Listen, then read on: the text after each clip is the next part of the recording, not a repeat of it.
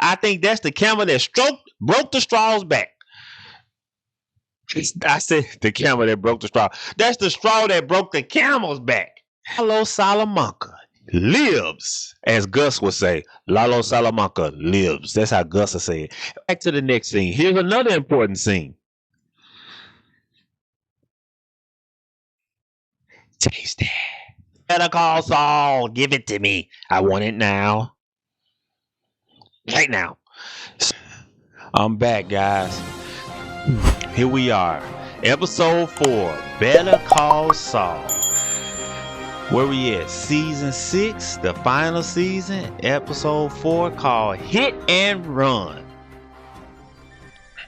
That's right, guys. Hit and Run. It says what? Despite assurances from the cartel, Gus takes extreme measures to protect himself against looming threats. Kim, Jimmy enlist the help of a local pro to put on a show for Cliff, Maine. Howard seeks out counsel. Yeah. Here we go, folks. All right, I'm looking like I'm going for a job interview to Hamlin and Hamlin, man.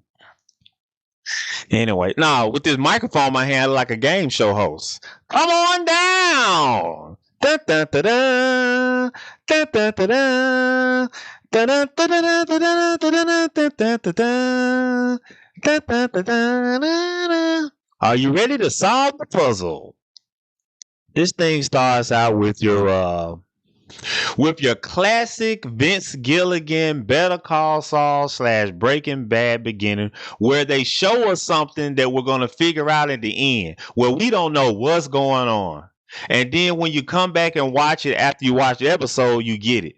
But this is classic Vince Gilligan. He's done it 2 episodes in a row. So this time we got this family walking, riding bikes, this mixed couple, this black woman and this white guy. They're just a typical suburban couple with a lame life, riding with the simple square life, riding a bicycle down the street, and she complaining just like a lot of snobbish neighbors do about somebody's house culling, talking about she gonna snitch to the housing authority or the whatever you call it, the HMO, whatever they call it. She gonna well, not HMO, but the Better Housing District or whatever. She gonna call them in. We don't know what this is about. I mean, what this means. We can't get nothing from it, but we will figure it out toward the end of the episode. And then it takes us to after that we go right to a classic Better Call Saul comedic scene. Hamlin, he goes in there, uptight guy and his Jaguar. He goes in to talk to his therapist, and it looks like he might be having some problems with his wife. That's what I gathered from the scene. Let me know in the comments what you think. But here come Jimmy with his little gimmicks, and he got a spray tan on and a wig on and a high price suit, and he come up there with the rigged up keychain, and he go pick up the prostitute. It's just a great scene done well. Kim is in on it. She's stalling, talking to the attorney guy, the goody two shoes attorney guy, and what happens? Somebody moves the cone out the way. I mean, they pull it off, and somebody moves the cone out the way when he try to park. So he can't park the car back in the right spot. So he gonna snatch up the sign in the last minute and put the sign up in the parking space. Hamlin comes out. He walks past the sign, doesn't even notice the part he was in a different parking space. And as soon as Hamlin pulls off, the sign falls to the ground. Just comedy at its best. I mean, it's just a nice, well done scene. Yeah, so the next scene we come into this. Here we go. We got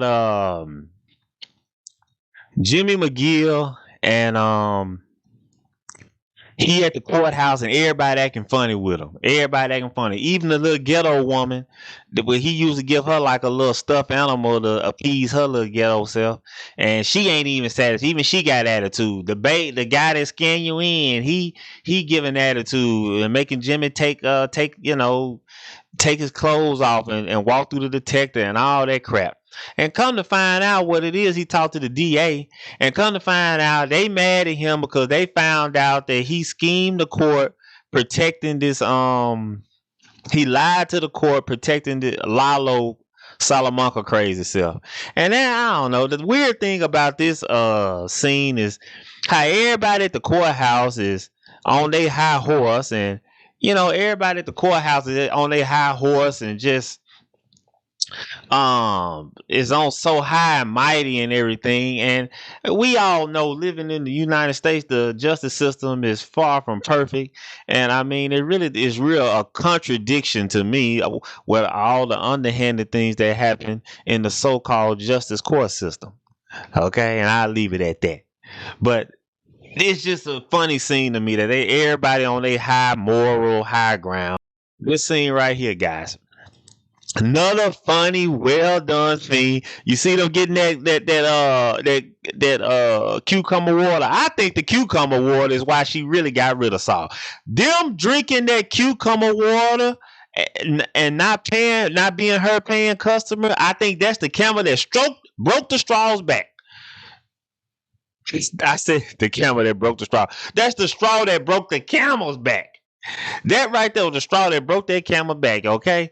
Look at that line right there. See, everybody, the word is out there. He got Lalo Salamanca off. So now Saul's name is buzzing in the streets. Everybody want to be represented by Saul. And it's just, this scene was just done well in Breaking Bad, classic Breaking Bad, Better Call Saul way of doing things. This scene right here, guys. This scene right here stood out to me. I mean, this to me was an important scene. This is an important scene. Don't sleep on this scene.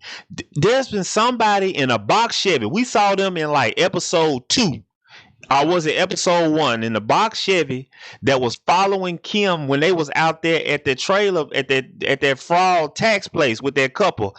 Remember at the end of the episode after Kim gave that couple the ultimatum that she was going to tell the IRS on them, that when they pulled off and Kim pulled off with Saul and she said, you gave him the money, didn't you, Saul? And they pulled off a box Chevy, pulled off all them. I thought that was Lalo crazy, but I'm just glad we finally find out in this scene who that was in the box Chevy. And I'm going to tell you, I'm just glad that it wasn't Lalo crazy, but it was some of Mike's guys. Mike, man, he don't leave no stone unturned. And just this scene was just done so well. As usual, we got Mike, the guy that played Mike, he's a seasoned actor doing his thing, and the actress that played Kim. But this is a very key scene for I think where Kim and Saul is going. If you notice my thumbnail I did, you see how I got Saul looking like a buffoon with his disguise, and then Kim. Look at that look on Kim's face.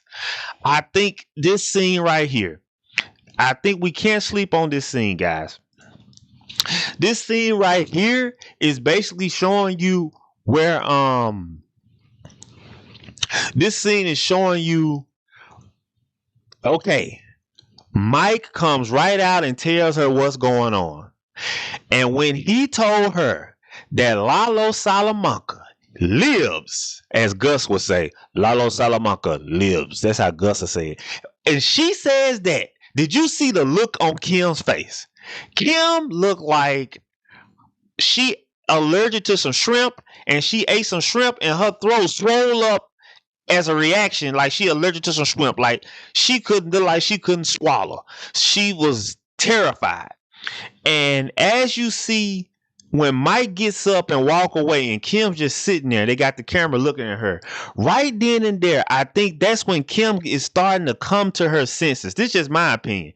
She's starting to come to her senses, and she's starting to think, hey man, you know what? We out here playing and living this life and scamming, and look, man, this ain't gonna go to a good place. I might need to. I'm wondering if she's starting to think about an exit strategy or what, because you can see it in Kim's face. I think she's realizing that this little game that they playing, that this little scheming game, is gonna get their butts killed. And I don't even know if she's thinking about in jail, but she's definitely thinking about, hey man, we messing with some slum lords and some cartel gangsters. Hey, this ain't gonna work out good for us. But notice Mike tells Kim, because he think Kim is the one that has the stomach for it, right? Mike tells Kim. So As we go forward, Kim has this information about Lalo lives, and we're going to see how long is she going to keep it from Jimmy. I think that's another important to see. We're going to see how their relationship unravels. I got a feeling their relationship is going to unravel, but I say that for my predictions in a rectly. In a minute, I tell you about that. And this scene right here is a great scene. Now we finally get the answer to what that very first opening scene was about. We get the answer. Uh, we finally get there. Look at me with the microphone. Come on down to the Price is Right. Calm down. Hey, we got a washing machine. Can you guess the price? Can you solve the puzzle? Can you solve the puzzle? Would you like to buy a vowel? Okay. Pat Sajak. Call me Pat Negro. Whatever. I had to come up with a name for myself. But anyway, Gangsta Pat. Call me Gangsta Pat. Where my fitted hat at? Let me get one of my fitted hats up here. Call me Gangsta Pat. All right. From the price from the Let's Make a Deal from a TV show. But anyway, this scene right here, guy. This scene is we get to see the neat freak. We get to see the type we're not surprised. This is how Gus comes home. He's a neat freak. He's a stickler for detail. Look at his house. His house is well groomed. Even when you put into the driveway, each bush looked like he kind of come outside. I bet the gardener hate Gus, because Gus probably come outside and be like, look, that one leaf is sticking out from the other leaves. I'm not paying you until you cut that leaf off and keep all my bushes at the same price, approximate height and level and everything. I bet Gus is one of them kind of people. My God, the man is detailed, isn't he? He's a stickler for details. So Gus comes in. We get to see him do his evening routine and all that. You see, he decided to keep that gun on his ankle. Lalo guy got his ass scared, ain't it? And so Gus comes down to this secret passage. He flicks a few circuit breakers. He stomps on the floor. He does a whistle. He does a whistle, and then boom, the shelf pushes to the side, and we get this secret passage where it connects him to his neighbor's house. This is so Gus, man. Are we surprised to see Gus has a secret passage connected to his neighbor's house where he got his neighbors in on it, and evidently he paying his neighbors off, and they live in a early retirement life, right? This is so Gus. He got a whole operation, a whole detailed operation where they monitoring the whole neighborhood and everything, and monitoring where he gonna be found, and all this stuff. This is just so Gus, man. This is so Gus, right? This is so much like Gus. So this was just another scene, classic Vince Gilligan, where they show you a little small scene in the very beginning, and at the end it pays off. By the end of the episode, you're gonna know, because you're watching this scene in the beginning, you're like, what the heck is going on? But then you wait till the end, and boom, it all makes sense.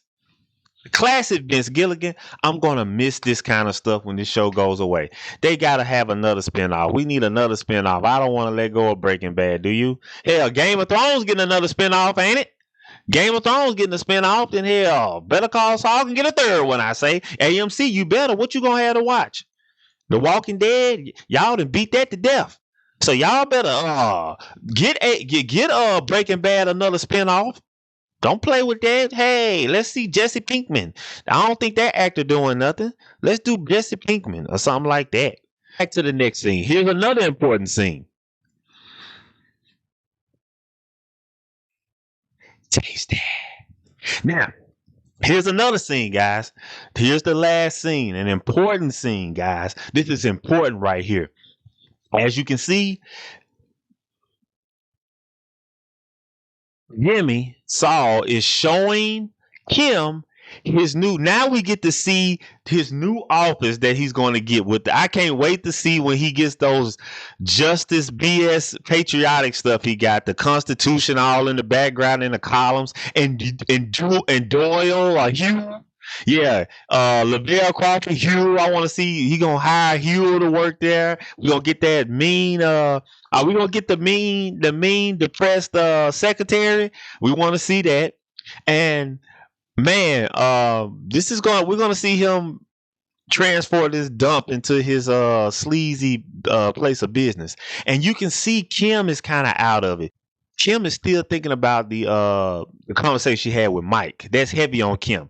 I can tell you right now. I think Kim is thinking about getting out the game, and so Saul is excited. You can tell Kim is thinking in her mind, like, we probably need to quit while we're ahead. We don't need to go forward with this. But she makes a decision. She decides to go ahead and continue to encourage him. Even though you can tell Kim is kind of not feeling this con artist career of con artist of scamming that they got going on. Kim ain't feeling this. And but you notice in this scene, Kim makes a decision.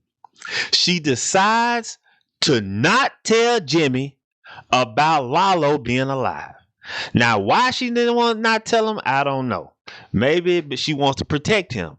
I don't know. Maybe she's planning her own escape. I don't know. Who knows? But you see that she decides not to tell Jimmy and just continues to like play him, kind of look like just let him play him along and encourage him to keep up doing what he doing, because this is very interesting. Because let's go into predictions here, because going into ahead I saw some cutscenes and stuff, and it's looking like she's gonna continue to not tell Jimmy that Lalo's alive. Jimmy's gonna keep talking, because I think one scene that showed Jimmy say, thank goodness he's not, Lalo's not, he's dead and all that, and she's continued to keep this from him. This to me is the beginning of the severance and the ending of their relationship. To me, this is like the beginning of the ending of their relationship, and I think we're going to see the slow decline of their relationship. Now, how it ends, we're going to find out. But if I had to guess, from what it's looking like right now, it looks like Kim is just going to run out on Saul. She's going to leave Saul and just maybe leave and start a new life somewhere else, because she don't want to live. She don't want to scam no more. Notice the earlier scene we showed where Kim was in when she gave her food in the diner to one of her clients. That's who Kim really is at heart. I think Kim is just a good woman who wants to help the disenfranchised people of America who can't afford good representation, who get caught up in this system that oppresses poor people and takes advantage of people. Okay, I think that's what Kim is caught up in. I mean, that's what Kim is really passionate about. So we're gonna see where this is going, but it's not looking good. It's not looking good, man. I'm gonna tell you right now. It's just not looking good, man. For this relationship, it's probably not gonna last too long, man. And I can't wait to see more. Give me more. Better Call Saul. Give it to me. I want it now, right now. So we'll see where this is going. And Kim, uh, because how is Saul gonna react when he find out Lalo is alive? How is Saul gonna react to that? You know he gonna be pissed. And I think the interesting thing is, what if Kim would just come be honest and just tell him that Lalo's alive and just tell him how she feels? I think this is a mistake Kim is making. She should tell him that she is having regrets about this scam in life. She's not feeling this scam in life, because I think Saul would follow her lead. I think Saul would try to live a square life and be legit. He just had to do it under a different name, because I don't think he can practice law under Jimmy McGill anymore. But she's not being honest with him. So he's continuing down this path, and it looks like, I'm just in prediction mode, he's going to go down this path of no return to where he decides to just commit to the scamming and scheming. And maybe she'll just decide to go her separate ways. I would prefer that rather than see any harm come to Kim or Kim go to jail. That's what I'm not hoping to see. I'm not hoping that Kim will go to jail. I'm not hoping that Kim will be killed or harmed. But we gotta wait and see. We just don't know. Lalo Salamanca, they've been keeping him out the last couple episodes. We ain't seen him since episode 1 when he told that man to go shave his beard, and the man got a shave all right. That was the last shave of his life, and he got a good tan, a good crispy tan after that. So I appreciate you if you're still watching this video. You a real one. You a real one. If you still watching this video, supporting Cousin Corey, make sure you like and subscribe. No matter what, like and subscribe. Like and subscribe. Share this. Share this with the Better Call Saul universe. Leave a comment, okay? And until next time, my friends.